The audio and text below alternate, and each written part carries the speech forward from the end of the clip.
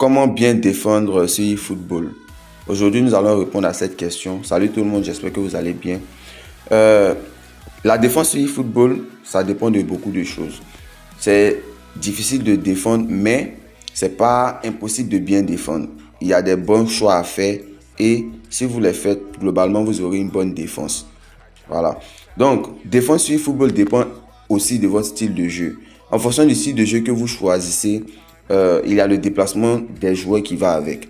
Voilà. Si vous jouez en contre rapide ou en possession, de base, votre équipe est agressive défensivement. Voilà. Les joueurs, déjà, dès qu'ils perdent la balle, ils essaient de récupérer vite. Ils sont agressifs. Voilà. Si vous jouez en contre ballon long ou en sur les ailes, vous aurez un mix. Voilà.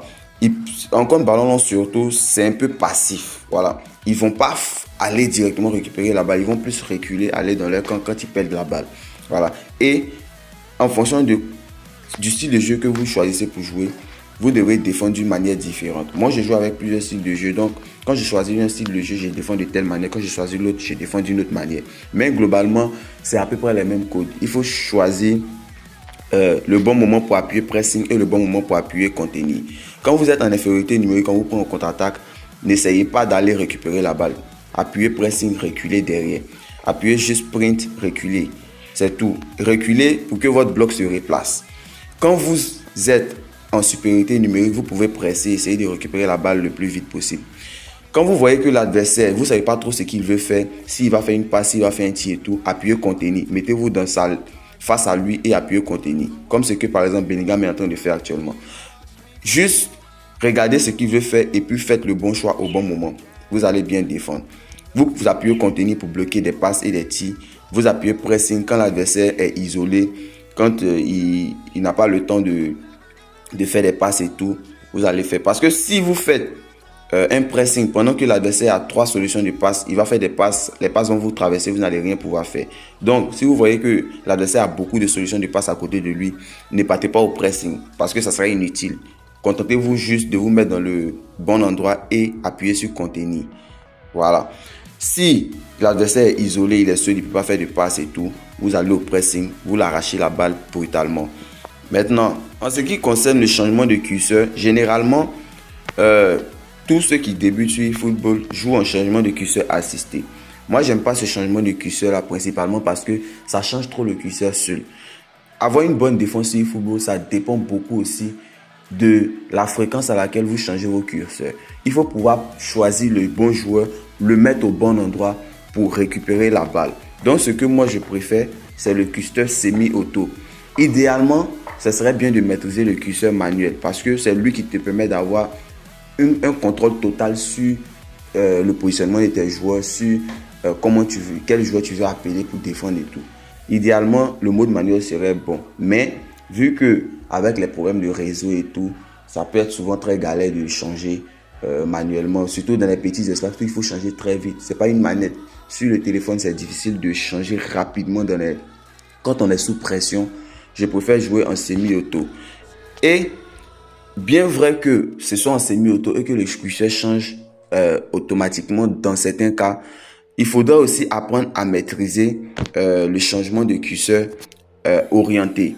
Pour ceux qui ne savent pas, le changement de curseur orienté, vous allez dans la liste de commandes ici comme j'ai fait, vous venez dans la défense, vous allez voir qu'il y a une option qui s'appelle changement de curseur manuel. Voilà, et en bas on vous dit effleurer, changer vers le joueur. Ça veut juste dire que si vous avez le curseur sur un joueur qui est devant, si vous appuyez changer, que vous glissez changer vers le bas, le curseur va aller automatiquement sur le joueur qui est derrière lui.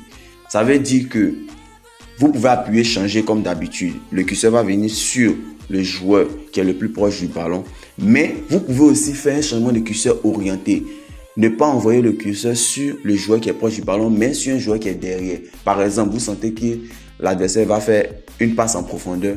Vous changez le curseur pour mettre sur votre dernier défenseur et puis vous courez, vous sprintez pour aller vers l'arrière pour couper la ligne, pour couper la course du joueur adverse, pour couper la course de l'attaquant. Ça, c'est une très bonne façon de défendre aussi. Mais il faudra maîtriser le changement de curseur orienté, comme je l'appelle. Voilà.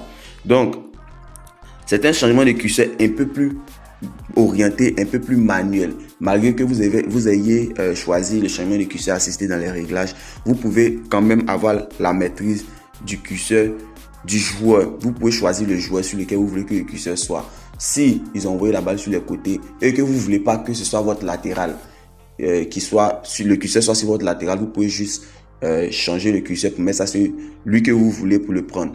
Généralement, la bonne méthode pour défendre, c'est d'éviter de faire sortir ses défenseurs. Peu importe la situation, évitez de faire sortir votre défenseur. Attendez le dernier moment. Défendez toujours avec vos milieux de terrain et vos attaquants. C'est ainsi que vous aurez une bonne défense. Évitez de mettre le curseur sur votre défenseur et puis aller au pressing bêtement. Ça va juste vous créer des trous en défense. Et si vous croisez des joueurs expérimentés, ils vont exploiter ces trous-là et vous aurez beaucoup de soucis pour encaisser des buts. Par exemple, moi je prends Franck Rijkaard, je cours juste avec lui, je récupère la balle. Simple.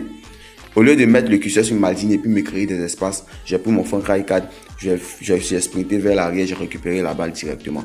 Donc essayez de maîtriser ces choses que j'ai dit là et portez-vous bien à la prochaine. N'oubliez pas de liker, n'oubliez pas de vous abonner.